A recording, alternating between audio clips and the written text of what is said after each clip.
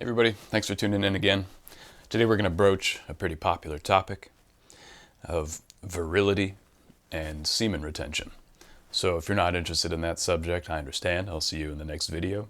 Although we will be reflecting on culture and civilization, so you might be interested in that. This is a popular topic. It's been popular for a few years now. It's a symptom of the times we live in. We have, the so-called manosphere, where you have all these life coaches for men who are offering up these different disciplines and diets and lifestyle choices and ways of thinking that are supposed to make you more manly. And semen retention is one of the most popular things to talk about in this world on the internet. And not many of these life coaches have a lot of experience in this field. It's new to a lot of them. This topic is very, very new to most people who talk about it. They hear about it, they think it's really cool, they make YouTube videos about it, whatever. And they talk about it on many different levels, from the purely biological and physical level to the mental and disciplinarian level, and then to the spiritual level, whatever. Personal level, collective level, is for an individual, for society, and so on. There's a lot of information out there, a lot of different views, and a lot of them kind of just echo each other, and a lot of it's just based on research and not personal experience. I prefer to come from personal experience, and so what I talk about tends to be a little bit more anecdotal, or it's like 50% personal experience, 50% research, and I try to maintain that sort of balance. And I have that balance with this subject as well. So just a little bit of background personally on me. I began practicing Tantra yoga about 13 years ago. It was part of my experience traveling to southern India a long time ago and learning under different yogis and teachers there and learning the different yogic and Vedic disciplines. And I've applied them to my life in the forms of Kriya Yoga, Tantra Yoga, and Raja Yoga. And all of these have to do with your life force, your virility. And in a man, a large part of that is the substance of semen. And that's sort of the biological manifestation of what we could call Qing in the Chinese tradition, or Ruach in the Hebrew tradition, ether in the Western, more modern tradition. What's another word for it? Kundalini or Shakti in the Indian tradition. And virility, according to thinkers like Julius Evola, or vril, according to the more German or Central European people from the 19th and 20th centuries who talked about this. And this has become increasingly popular and always becomes popular in collapsing civilizations. It is what it is. When a civilization becomes weak, men get scared and they start thinking, how can I become more manly? Because if I become more manly, society becomes stronger. And of course, there's truth to that. Civilizations develop toward their peak based on the masculine principles: domination, severity, justice, things of this nature. This is how you develop a society. You have to develop a legal system. You have to set boundaries around a nation, a geographical location, which requires military action and strength and force of arms. To develop a civilization requires masculinity. And the idea of virility fuels masculinity itself. The source of masculinity is virility.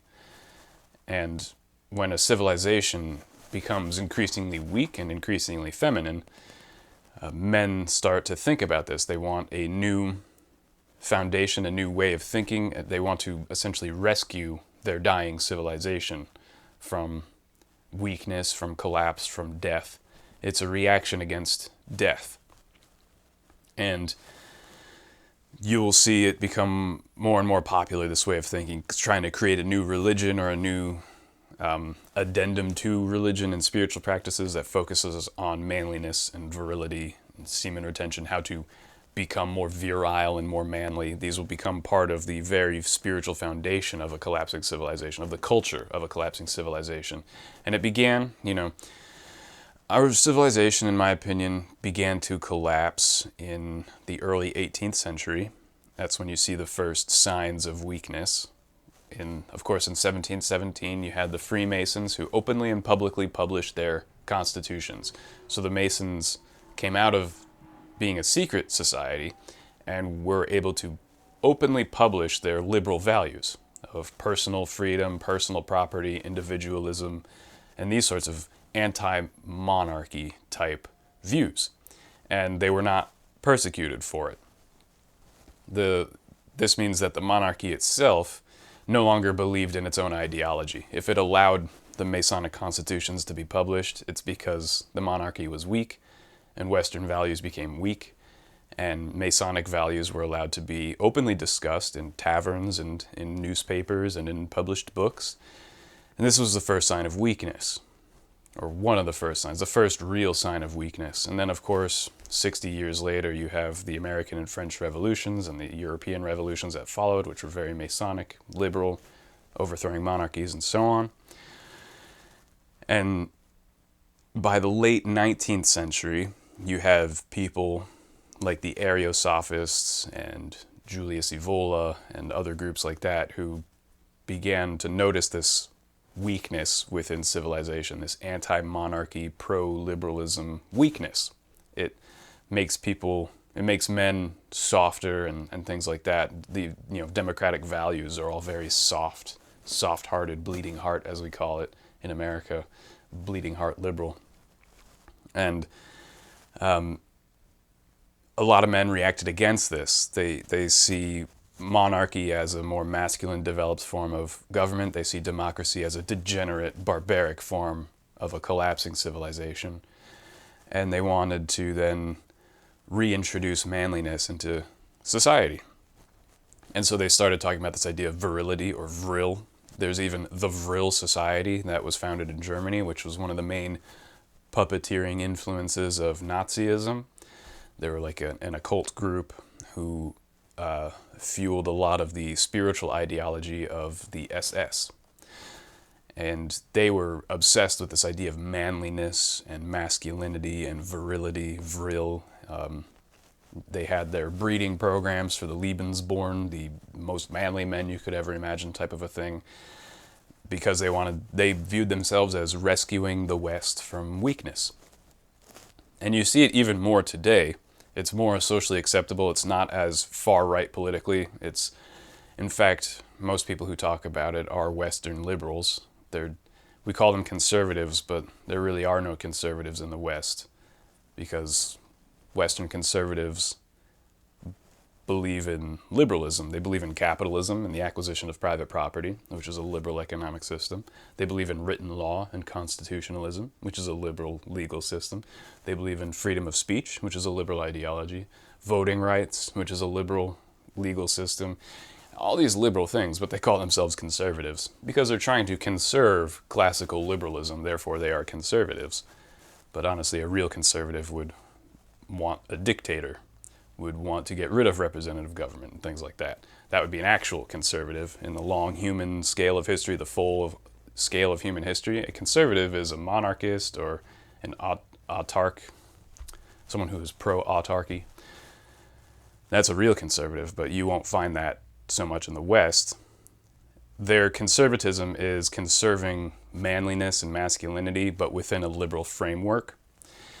And this is where you get things like the Vril Society and stuff like that, where people want to just focus on their spiritual values and not so much on the political sides of things, which is absolutely fine. I'm not condemning, I'm not for it, I'm not against it. I'm just saying this is our modern society.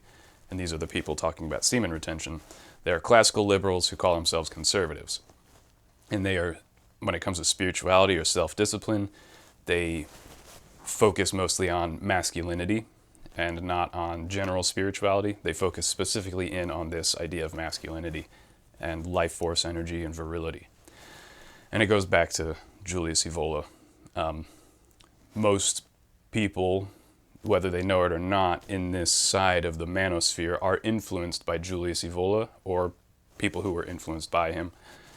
They kind of, from the shadows, feed these ideas out into the public, and then certain people pick up on them and make YouTube videos and write books about it. And they don't even really know that they're influenced by Julius Evola. Now, if you've watched some of my videos, you might know that I really like Julius Evola. So I'm not saying that this is a bad thing by any stretch. However, there are many misconceptions about the idea of semen retention. Essentially, what it boils down to is the yogic practice of Tantra, which begins with the practice of Kriya Yoga. Kriya Yoga leads to Tantra, Tantra leads to Raja Yoga. They're all basically the same system. It's just Kriya Yoga is for the beginner, Tantra Yoga is an intermediate practice, and then Raja Yoga is the advanced practice.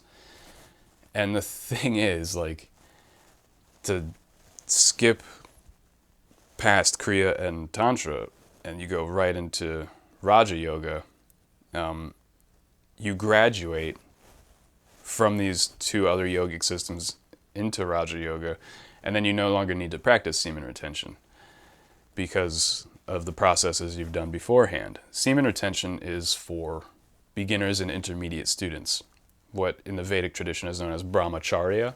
That's when you're an initiate or a novitiate, a new practitioner, and you spend maybe a dozen years, 15 years in brahmachari, in celibacy. You take on a vow of celibacy and you try not to release, you try to retain the semen within your body, and you try to regulate that through Kriya Yoga and eventually through Tantra Yoga. Kriya Yoga is the visualization of the chakras. This is very reductionistic. It's more than this, but it's breathing exercises and it's visualizing the chakras and it's just regulating the chakra energy. When you get comfortable doing that after a few years, you can then start practicing Tantra Yoga, which is that's really about semen retention. That's like the heart of Tantra Yoga. A lot of Westerners think Tantra just means being able to have sex for a really long time. That's complete nonsense. Tantra Yoga really has nothing to do with that. It's about working with the lower chakras, which is what manifests as semen in a man. The root chakra and the sacral chakra, the two lower chakras, work together to create sperm and semen and testosterone and these other things. And it's about regulating those and directing that vital fluid physically. So Kriya Yoga, Kriya Yoga focuses more on the spiritual or etheric side of things, the chakras. And then when you get to Tantra Yoga, you have a higher level of spiritual intelligence, which means you can then start working with lower level reality, aka physical, biological reality. This seems a little counterintuitive, but in order to regulate yourself physically, your lower nature, you have to have a highly developed higher nature. Because the lower nature is extremely complicated. Spiritual nature is very simple. The physical nature, think about all the cells and how cells divide and how you eat food and digest the food, and then that food, your body transforms that food into other things, into useful energy, into physical organs and body parts, and all the billions of tiny little microorganisms that make up your physical body and how they all work together and how they all metabolize energy and use food and energy and all this stuff and excrete hormones and pump blood and transfer oxygen and minerals and all this complicated. It's extraordinarily complicated. Think of the intelligence required to be able to regulate a biological system. You have to have an extremely high level of spiritual intelligence in order to regulate a physical biological system.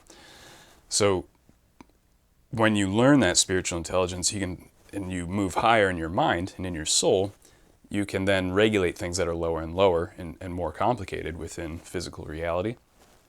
And so in Tantra Yoga, you begin, as a man, regulating your procreative hormones and substances, because there is a lot of healthy minerals and substances in there, a lot of spiritual energy. You know, when you think about a sperm, just a single sperm will create a human life, will create a living being. So think of the, essentially infinite amount of spiritual energy that is contained within a single sperm cell. It creates a human being. It's an intense amount of spiritual energy contained within the masculine body. You have millions and millions of these things in you every single day, and each one of those things has the potential to create a human form and a human being that interacts, that has a spiritual nature and a physical nature and a mental nature, and it all becomes physical because of a single sperm cell. So there's a lot of power, a lot of life force, a lot of vitality and virility contained within this, and you don't just have to use it for procreation to create another human being. You can just use it for yourself, and you can heal injured parts of your body by regulating these substances and strengthen yourself physically and mentally by regulating this substance within you. And this comes with the combination of Kriya Yoga and Tantra Yoga, which I won't get into in this video. You really should learn that from a master in person. It can be dangerous to practice these things on your own because it has a lot to do with pranayama, the breathing practice. And I think I might have mentioned in a previous video, I have actually a friend who hospitalized himself by practicing pranayama. Because it generates friction heat because you're transforming the cells in your nervous system into higher vibrational cells, or essentially etheric. They become less biological and more etheric within your spinal cord. And this generates physical heat when you do this. So you have to actually be ritually initiated by a master who has already done this to prepare your body, your brain, your nervous system, and your organs to be able to handle the increased amount of spiritual energy that you're going to be introducing into yourself, so it can regulate the heat that will be created. And your physical body actually has to be initiated. We call it the 3 days in the tomb. If you do not undergo this ritual with a real bona fide master who has done this before and was initiated by his or her master and so on down a lineage, you put yourself at risk, and you can actually damage your nervous system with heat. It's like having a very, very high fever, which is why when you practice Kriya Yoga and Tantra Yoga and you meditate, this is why yogis will do it in a cold place, in a cold cave in the mountains, because you get really hot when you meditate after you've been initiated. And I had a friend who practiced pranayama way too much, part of his Kriya practice, and he learned how to do it just by talking to people at hippie music festivals who knew these practices, and they taught him how to do it. And he wound up in the hospital. The doctors thought he had a virus that gave him a very high fever. The rest of us were telling him no, he practiced pranayama and blew out his nervous system. He burned out his nervous system. He gave himself an extremely high fever through a yogic practice. And the doctor's like, blah, blah, blah, you don't know what you're talking about. This is obviously some type of bacteria or virus. And it's like, yeah, whatever, guy. And he had to relearn how to talk. He was in speech therapy for almost 2 years. He had to relearn how to tie his shoes. He was basically like, he wasn't totally comatose, but he was like sleeping about 20 hours a day while he was hospitalized for like 2 weeks. It was a bad situation. And part of that practice, that pranayama, Kriya Yoga, Tantra Yoga, that whole thing is semen retention. He was practicing semen retention as well the whole time. And if your body is not physically prepared for it, you're gonna burn yourself out. So that's if you do semen retention plus pranayama or plus Kriya Yoga. You put yourself at a little bit of a risk if you do it too much. Now, I'm not saying don't practice pranayama. Do it for like a minute to 2 minutes per day. Don't do it for an hour and a half like my friend did. A minute or 2 minutes is really healthy for you, and you don't have to be initiated for that. And that's fine. If you want to do pranayama for 2 minutes a day, that's actually very, very, very good for you. And if you want to practice semen retention while you do it, it's very, very healthy. Just don't do it for the hour and a half that like Kriya and Tantra yogis do it, because we were initiated with a special ritual that was pretty arduous. For example, when I was initiated, I was asleep for 3 whole days and had an out-of-body experience that lasted for 3 entire days. And I didn't know that that was going to happen because my guru speaks a different language. She doesn't speak English. And I was completely unprepared, and it was a pretty scary experience. I thought I was dying. I guess 3 days in the tomb, you basically are dead. And yeah, it's just it'll break your mind and completely transform you. And it's a thing you can do, sure, but just be prepared for it because it can be frightening if you don't know what's happening to you. But then you're physically prepared to do any type of yogic practice you want, so it is worth it if you get the opportunity. Take it. And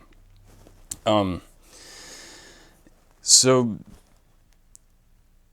the other side of this is if you practice it uninitiated and you just do the minute, 2 minutes of pranayama and try not to release, just resist the temptation, resist arousal and things like that. It's difficult, of course, for a man because sexual needs are very real for men. It's very, very difficult to resist these things. And if you can, you'll eventually have a nocturnal emission anyway, and you won't retain your semen. After maybe 2 weeks to a month, maybe 40 days, something like that, you'll have a release during your sleep. And your amount of discipline and self-control will not matter because you weren't initiated. And so the semen doesn't have a way to transmute itself. This is internal alchemy, where the semen actually transmutes from a biological physical substance into etheric energies and then can charge up your nervous system, your chakras. That's part of Tantra yoga. That's the next step after Kriya yoga, is you actually transmute semen or alchemical lead into chakra energy, etheric energy, or alchemical, it's the white stone. The stone which is not a stone. That's why it's called a white stone, if you understand what I'm saying. And it actually transforms, it's like a sublimation. Like, if you boil water, it turns into gas. Well, if you transmute semen, it turns into etheric energy. I know that might be difficult to believe for a lot of people, especially people who are stuck in the materialistic mindset of modern science. They're like, what are you talking about? You can't transmute semen into energy. That doesn't make sense. Well, it is true. You don't have to believe me, but if you've been initiated and you practice Kriya and Tantra yoga and start stepping into Raja yoga, it actually is possible.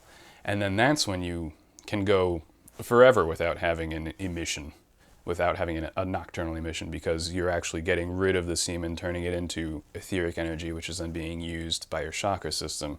Whereas if you're not transmuting it, it just keeps building up in your prostate and in your testicles, and it's got to go somewhere.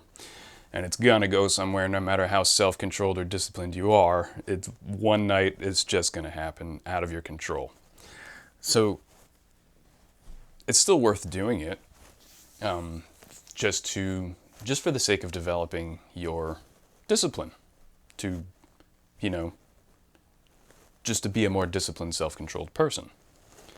So if that's what you're interested in, then semen retention is one of the best practices you can do, because if you can control that urge and you can control your sense of arousal, you'll be able to control pretty much everything else in your emotional and mental life, because that's the most difficult thing for a man to control. And, the leaf guys are here. I hope I can finish this before they hit my gutters. It's going to get noisy. And so it's really good for discipline. It's the fundamental practice of self-control for a man. If you can control that urge, you can control any urge. You can control your anger, you can control your depression and sadness, you can control anything. It's like, if you can control the most difficult part of yourself, everything else is easier. So I recommend it for that reason. It definitely helps you with your stoic practice and your self-control practice. But don't expect to become some great yogi or some great spiritual master with just semen retention. You need to be initiated first, otherwise it's just not going to work to the higher levels. It'll work to a good level, and I still recommend it. And there are different types of people who need different amounts of it. So you will know, as a man, whether you have a high amount of virility or a low amount of virility, and this is physically measurable.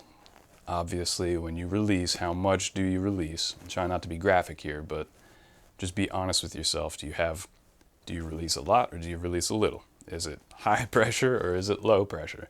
And you have to be honest with yourself as to how much virility you have, and you can gauge it by observing when you release.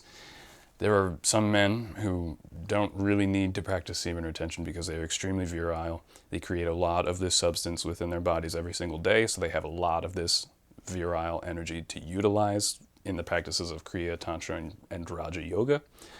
And so they don't really need to retain it at all because they're constantly producing it. They have an excess of this energy. There are, forgive me if this sounds insulting, but weaker men who have a weaker hormonal system who don't produce a lot, and they really need to hold on to it. Because if they release it, it could be days or even weeks before it replenishes fully. And if that's the case for you, then it will be absolutely necessary for you to retain as much as possible in order to have a good chakra opening spiritual practice. So you have to gauge where you are on this scale. How virile you are determines how much you have to maintain or retain. And if you don't have to retain very much, then that's great for you. Things are easier. You're blessed with good karma or something like that. And if you have to retain a lot, then it'll be slightly more difficult, but it'll be very good and healthy for you if you do it. And that seems to be the average in today's Western civilization. Is most men are quite weak. They are not very virile, and they really need to practice this. It's one reason why it's such a popular topic. And that's really the essence of it. You hear a lot of people saying like, oh, if you retain your semen, you'll make more money. If you retain semen, you'll be more attractive to women. There's all these different things that you think about and that they tell you on YouTube. And one of the things is if you retain more semen, you become more aroused. The more semen you retain, the more general arousal you'll feel, sexual arousal you'll feel in your daily life. And if you feel a general amount of sexual arousal, then you're going to want to attract women. That's just how it works. And if you want to attract women, you will want to have a lot of money because women tend to like money in today's world. And so when people say you will be more successful and make more money when you retain your semen, it's because you're trying to get laid. And so, yeah, you'll look for a better job. And you won't know, it'll be so subconscious, you won't know you're looking for a better job to attract women. You'll think, oh, I'm just trying to improve my life. I want to get a better job and make more money for myself. You're not doing it for yourself, you're doing it for women. Because men don't really need money. We can live in a cave in the woods. We don't care. We're men. We don't give a shit about soft couches and full refrigerators. Let's be honest. Women are interested in soft couches and full refrigerators. Men don't really care about these things. Modern men do because we're getting weaker and softer and more feminine, which is why semen retention is so popular. And so if you're doing semen retention because you think you want to make more money for yourself, you're probably unaware, subconsciously, that you are actually doing it to attract women. And if you are practicing semen retention to attract women, you do you. I don't really care. I'm not interested in that. That's not a spiritual practice. That's just a social practice.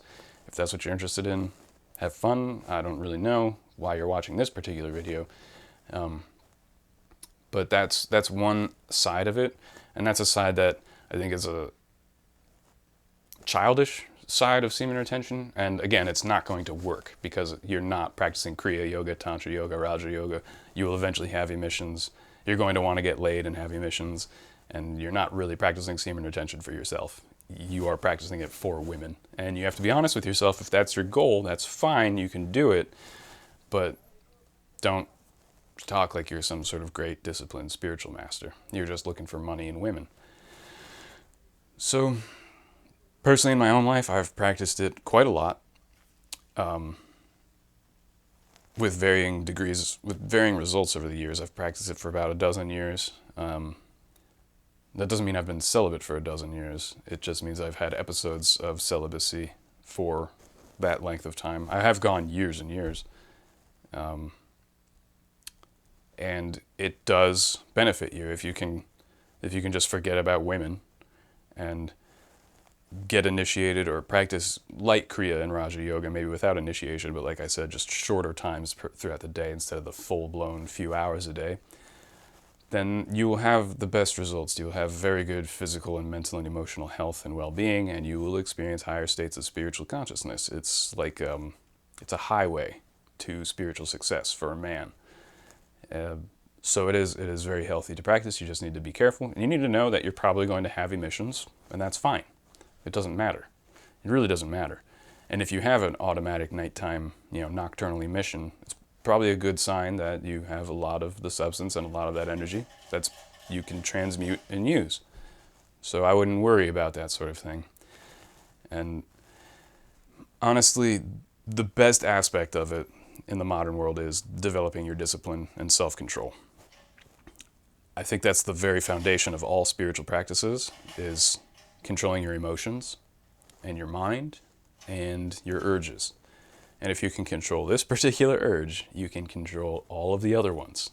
The anger, the rage, the outburst, the sadness, the depression, the hysteria, the happiness, the elation, all the stupid emotions that we don't need, that interfere with your center, that pull you from your center. If you can control this particular one, you can control all of the others very, very easily. And that, I think, is the real essence of retention. So I hope this cleared up some things, and I hope it was informative. And I just wouldn't sweat it too much. Just relax, do what you can, and don't stress yourself out. If you over-discipline yourself, you damage your own mind and nervous system and soul. You punish yourself in a Catholic sort of way, and do what you can that is comfortable to you, and slowly build your self-control and discipline over time. Don't try to do it all at once. Don't get angry with yourself if you fail, if you give in to the urge. It's completely okay. You need to relax. And relaxing into this and doing it slowly at your own pace is the best way to do it without getting angry at yourself for failure. Because you'll have many, many, many failures as you do it, and that's fine. It's part of the process. It's not actually a failure. It's just a step down the road, and it's part of the experience of life. So don't over-discipline yourself. That's very, very bad for your mental well-being. And just take it easy and do it as you can. And don't take it too seriously. And just be careful, do the pranayama only a short time. And that's basically it. So I'll see you in the next video. Thanks for watching. Have a good one.